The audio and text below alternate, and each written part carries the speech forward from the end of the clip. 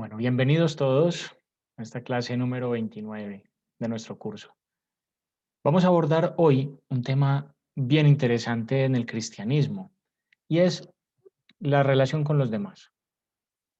Somos comunidad. Ya Jesús mismo, al hacernos hermanos, hermanos suyos, nos constituye en iglesia y la conciencia de ser comunidad entre los cristianos ha sido muy grande desde el primer momento. Vamos a pensar en esa dimensión comunitaria nuestra y en la relación que tenemos con la sociedad civil también. Entonces vamos a tocar este tema y seguramente nos va a servir mucho para pensar en quiénes somos y cuál es nuestro papel también en la sociedad, tanto civil como eclesiástica. De modo que bienvenidos a esta clase número 29 que tiene como título La persona y la sociedad. Vamos a ver en esta clase una alusión rápida a un tema que es verdaderamente apasionante, que es la persona como ser relacional, digámoslo así, como ser que coexiste con otros, como ser que no está diseñado para la soledad. ¿Sí? Por lo tanto, el segundo punto, el contrasentido de la soledad como proyecto de vida, como meta de una persona humana. Hay un contrasentido allí entre el concepto de persona, entre quiénes somos como persona y la soledad. En un tercer momento vamos a mencionar que entiende la iglesia, que entendemos por sociedad, la autoridad, el bien común y finalmente la participación de los católicos en la vida pública. Vamos con este primer punto, ¿no? Vale la pena tener en cuenta que en el cristianismo es muy clara esta realidad. Estamos todos llamados a la comunión. Las relaciones constituyen a cada persona. Vamos a ver eso un poquito porque es algo verdaderamente hermoso. Tengamos en cuenta que estamos llamados a ser comunidad. ¿Sí? Hoy en día esta palabra se viene usando para todo tipo de cosas, comunidad de vecinos, comunidad de egresados, hay comunidades parroquiales también. En el mundo, tanto civil como eclesiástico, ha habido un uso, al menos aquí en Colombia, ha habido un uso eh, de esa palabra, de esa expresión, comunidad. ¿Sí? Somos comunidad. Es una palabra a la que no tenemos por qué tenerle miedo, más bien al contrario. Reconocernos como miembros de una comunidad nos ayudará mucho en nuestro caminar cristiano. Y miremos cómo las relaciones constituyen quiénes somos, ¿sí? Pienso que esto nos puede ayudar a fijar una idea de esta clase que es bien importante. Cada uno de nosotros se manifiesta en el nombre, ¿sí? El nombre para los semitas, para las personas de la Biblia, el nombre era algo muy importante. Recordemos cómo Dios le manifiesta a Moisés su nombre. Moisés le pregunta, ¿cómo te llamas? Cómo te voy a presentar cuando me pregunten quién me envía? Y Dios le responde, diles que yo soy, te envía. Yo soy es el nombre propio de Dios, lo veíamos en una clase anterior en el credo, pero el yo soy es el nombre de Dios, Yahvé, Jehová, y Yahvé Salvador es Jesús. ¿Sí? Por lo tanto, al conocer el nombre de Dios, estamos conociendo también quién es Dios y estamos poseyendo a Dios, porque uno se identifica con su nombre. Pues llevemos eso a nuestra vida personal. El nombre, quién es cada uno de nosotros, normalmente se delimita, no se representa, se delimita con relaciones.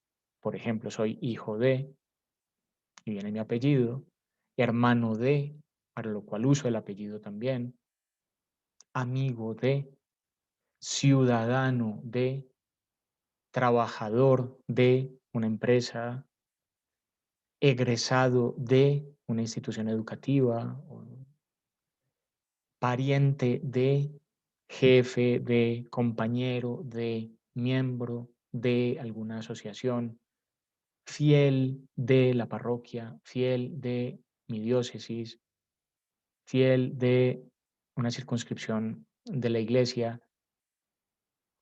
Mi nombre implica relaciones. Me reconozco por las relaciones que tengo. Esto es apasionante porque no estamos solos. Estructuralmente, internamente, personalmente, como lo queramos decir, no fuimos hechos en soledad, sino en relación con los demás. El Papa Francisco está hablando mucho de esto en las cartas sobre el planeta, en su carta sobre la Amazonía. Son cartas que nos recuerdan el no perder las raíces. Las raíces es percibir a qué comunidad pertenezco, incluso comunidades ancestrales que vienen de siglos atrás y que recorren la historia, pues hago parte de esa comunidad. Reconocernos parte de una comunidad nos ayuda a conocernos mucho mejor. Y ahí descubrimos las relaciones y las responsabilidades que tenemos en sociedad. Tengamos en cuenta que las relaciones que tenemos con Dios y las relaciones con los demás constituyen las sociedades a las que pertenezco. Ese ser relacional, porque la persona es anterior a la sociedad y le da sentido a la sociedad. Pero esas relaciones que tengo van tejiendo ese entramado que llamo sociedad, comunidad.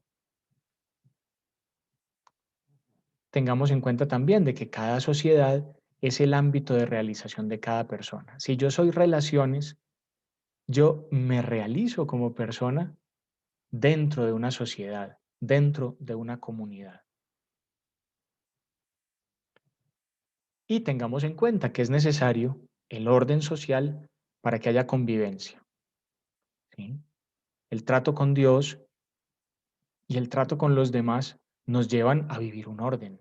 Pongo esta imagen de un musical sobre Jesucristo, el musical 33, que nos, no sé, para que nos evoque que cada uno de nosotros somos, por decirlo de alguna manera, un personaje frente a otros personajes.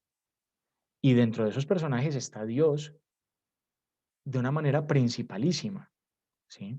Volvemos a lo mismo. El ser humano no está diseñado para estar solo, sino para estar en comunidad, está para el servicio de los demás, para vivir un orden también en una sociedad en la que todos somos importantes y en las que todos aportamos. Somos relaciones, somos sociedad. Eso no quita el carácter personal, al contrario, mi ser personal se realiza con otros, coexisto con otros, cohabito con otros, coopero con otros. Y allí el mensaje cristiano entra con una fuerza maravillosa, cuando descubro que también soy parte de esa comunidad con Dios que es la iglesia.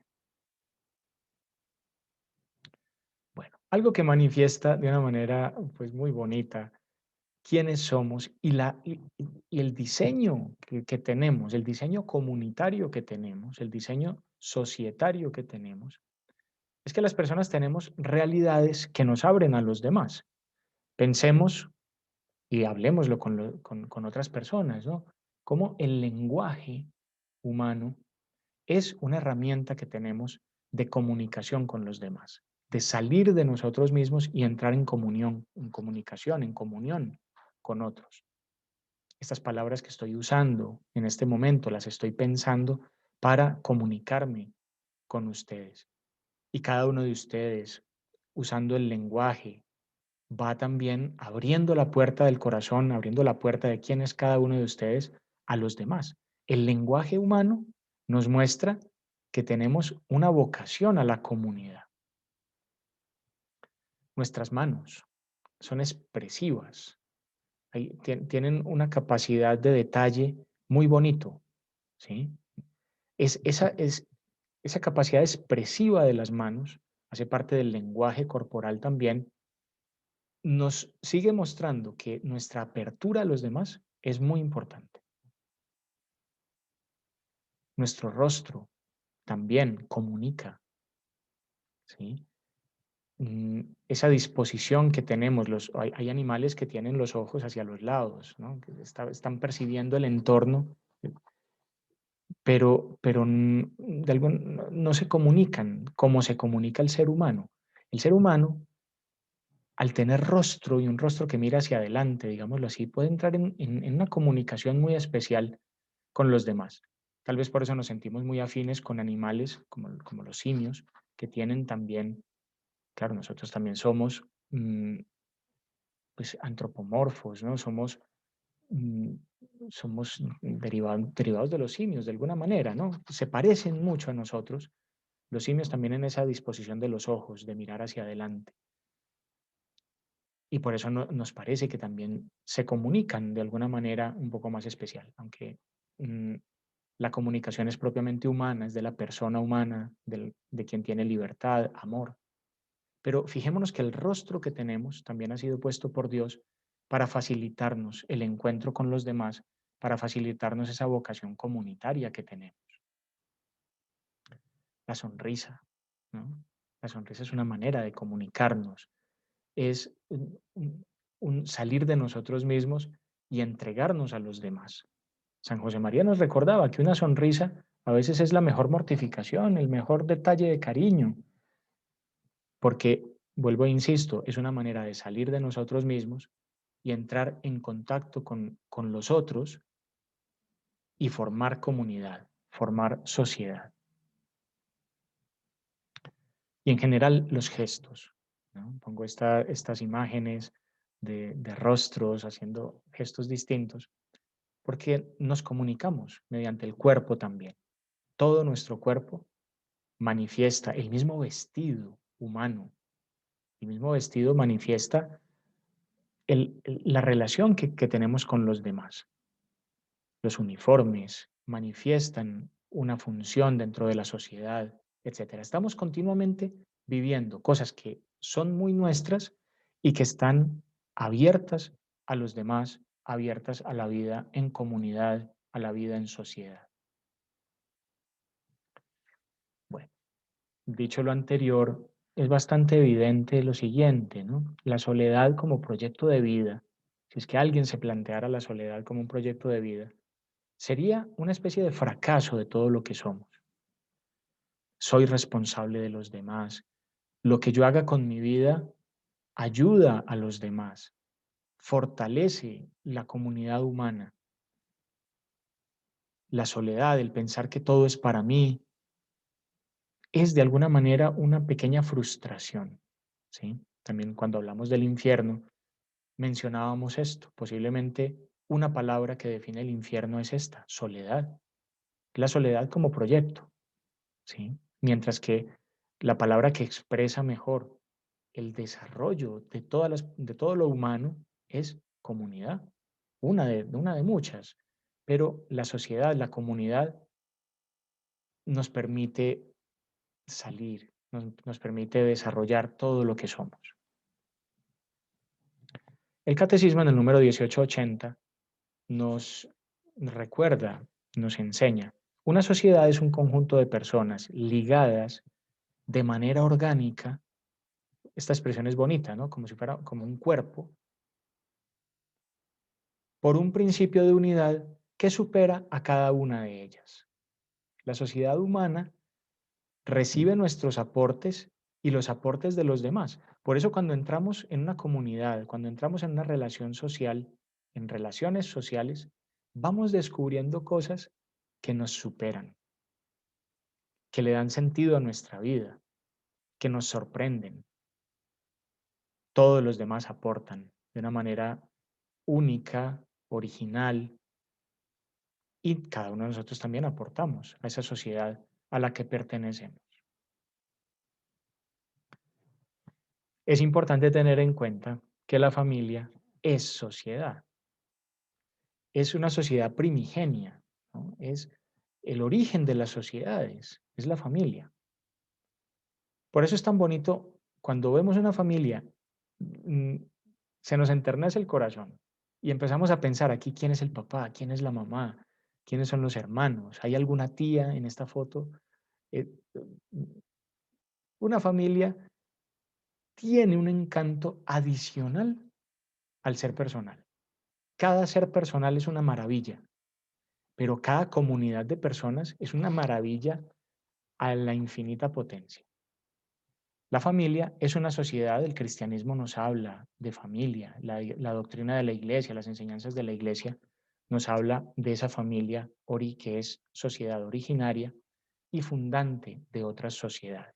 Agradezcámosle a Dios el designio sobre las familias, porque es la sociedad en la que nos quieren por quienes somos, no por lo que aportamos, por quienes somos, no por el comportamiento moral, no porque nos merezcamos hacer parte de una sociedad determinada.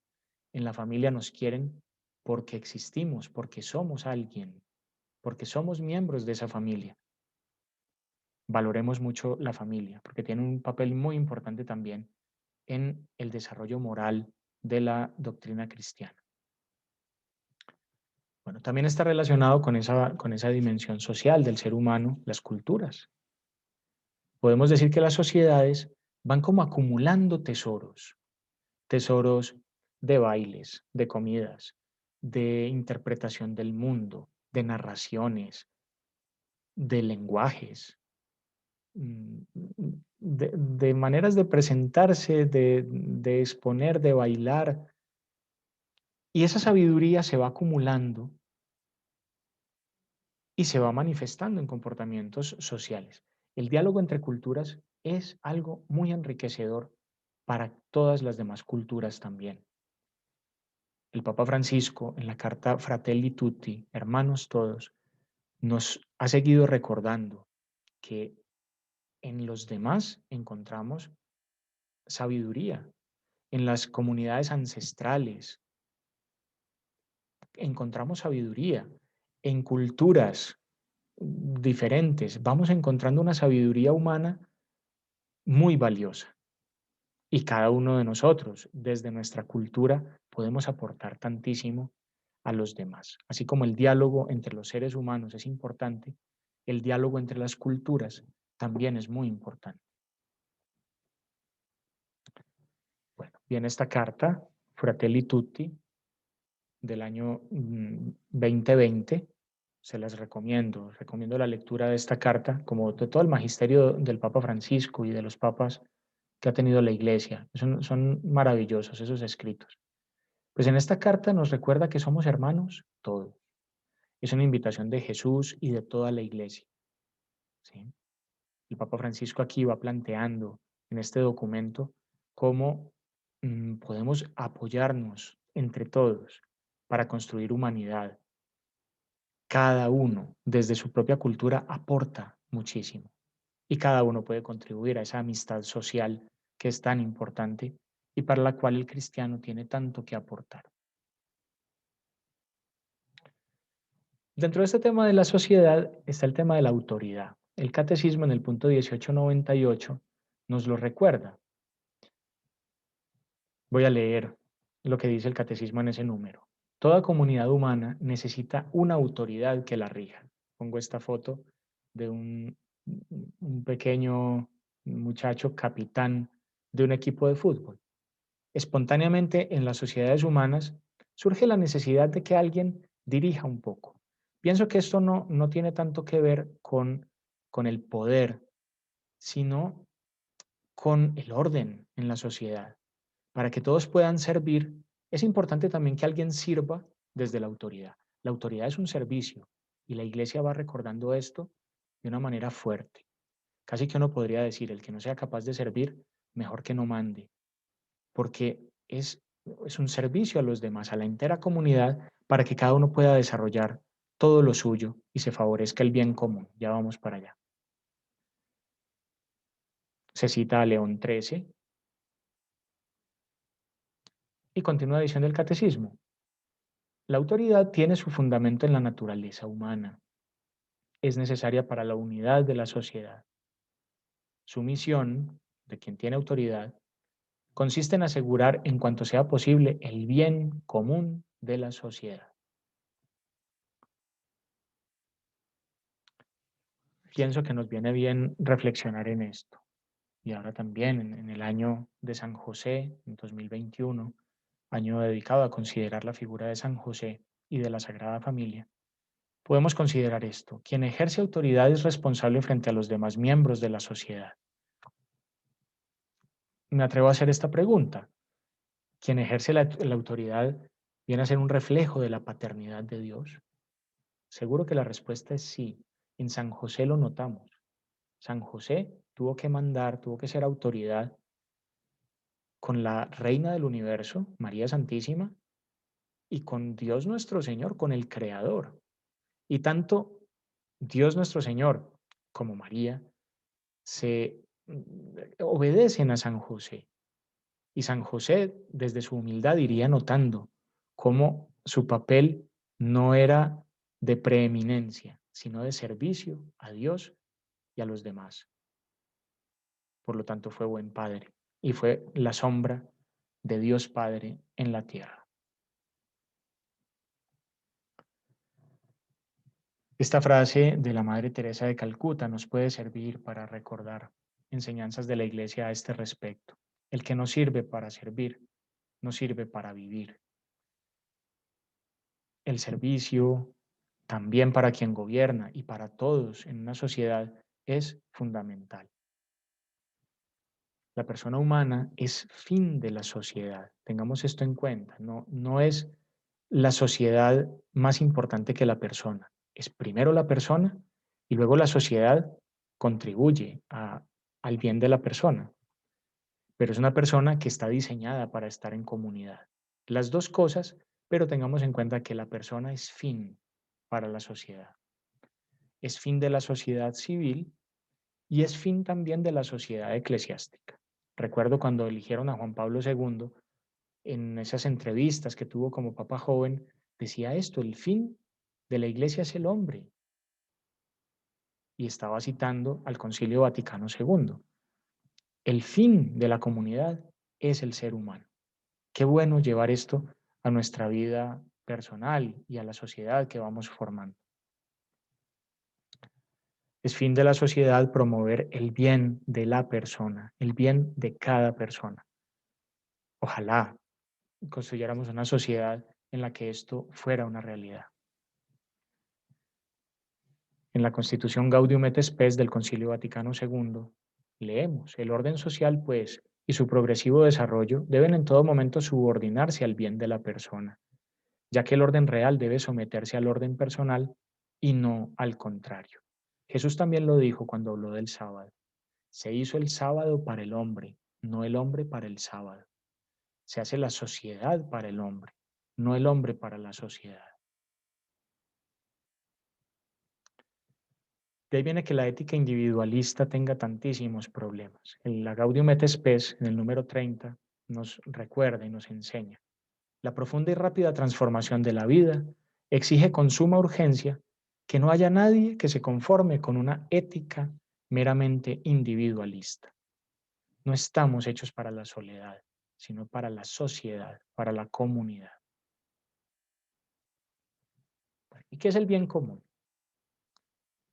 La Gaudium et Spes nos lo presenta de esta manera: la interdependencia, cada vez más estrecha y progresiva universalización, hacen que el bien común, esto es, el conjunto de condiciones de la vida social que hacen posible a las asociaciones y a cada uno de sus miembros el logro más pleno y más fácil de la propia perfección,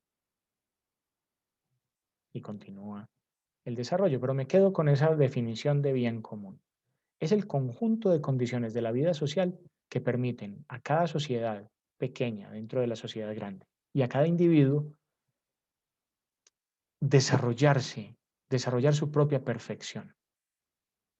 Qué bueno que estemos entre todos pensando en el bien común de la familia, de la ciudad a la que pertenecemos, del país al que pertenecemos, porque es responsabilidad de los gobernantes y de cada uno de nosotros facilitar esas condiciones para que todos puedan desarrollarse.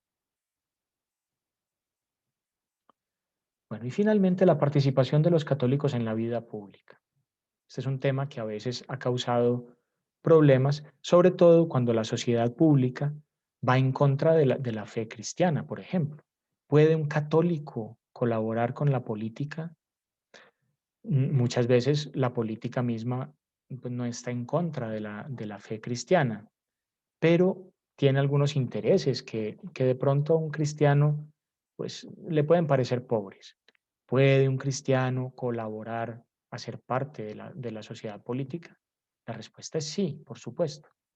Los fieles de la iglesia hacen parte de dos grandes sociedades. Somos responsables en cada uno de esos ámbitos. En la iglesia, pongo como ejemplo, en la parroquia, las comunidades eclesiales. Es bueno que participemos de las comunidades de la iglesia. Y en la sociedad civil, también los católicos podemos hacer parte de la vida civil, de la vida política civil. Y mencionemos el principio de subsidiariedad. En la carta Centésimos Annus, Juan Pablo II nos aclara, nos recuerda. Una estructura social de orden superior no debe interferir en la vida interna de un grupo social de orden inferior. Notemos esto que decíamos antes sobre el bien común. La sociedad debería garantizar las condiciones, el conjunto de condiciones para que cada persona se desarrolle plenamente. Pues ahí tenemos esta, este principio de subsidiariedad. La sociedad más grande no debe avasallar a las sociedades más pequeñas y mucho menos a la libertad de cada individuo. Ojalá lográramos hacer que esto sea realidad, que se viva una gran libertad, notando que la sociedad y los líderes en la sociedad deben ser servidores de los demás, servidores del bien común. Los católicos pueden participar en la vida política con entera libertad, respetando la libertad de los demás. Notemos cómo todo esto mm, entra dentro del mandamiento del amor perfectamente. Y por eso, desde un curso de catequesis, hablamos de esa responsabilidad social que tiene también cada cristiano, cada católico. Y tenemos todas las herramientas para asegurar que se pueda promover la búsqueda del bien común en la sociedad. Y si la vida política comienza a pedir acciones contrarias a la vida cristiana recta, ¿qué hacer? Pues desde luego no cooperar con el mal, al menos no formalmente. Ya lo veíamos en una clase anterior, cómo la cooperación a veces puede ser material al pecado, pero no formal, es decir, no con el consentimiento, aunque a veces nos toque secundar unas acciones que en la medida de lo posible intentaremos evitar, ¿sí? Pero al menos no cooperar formalmente con el mal. Y buscar el mal menor. Me quedó mal escrito, me perdonan. Muchas veces será una motivación que lleve a un católico a participar activamente en política. Habrá leyes que van contra la ley natural, por ejemplo. Pero si yo como congresista, como persona involucrada en la política, desde cualquier sector, puedo ayudar a que sean menos malas, menos nocivas las leyes, eso puede ser una buena motivación para que un católico participe en la vida política de su sociedad. Todos los católicos debemos cumplir nuestros deberes como ciudadanos y exigir nuestros derechos, como cualquier otro ciudadano. Somos del mundo, Jesús pidió, Padre, no te pido que los saques del mundo, sino que los preserves del mal. Y a cada uno de nosotros le corresponde contribuir a que la temperatura espiritual alrededor de cada católico sea humana y coherente con el servicio. Jesús dio ejemplo también de buen ciudadano. Vemos ahí una imagen de Jesús hablando de al César lo que es del César, a Dios lo que es de Dios. Ser buenos ciudadanos y al mismo tiempo ser buenos hijos de Dios. De eso nos habla Jesús y eso lo podemos poner como meta para nuestra vida. Pues hemos visto en esta clase, la persona es alguien compartiendo con otro, el contrasentido de la soledad, la sociedad, la autoridad, el bien común y la participación de los católicos en la vida pública. Bueno, vamos a dejar aquí. Espero que esta clase sea de utilidad para todos. Mil bendiciones. Nos vemos en un siguiente video.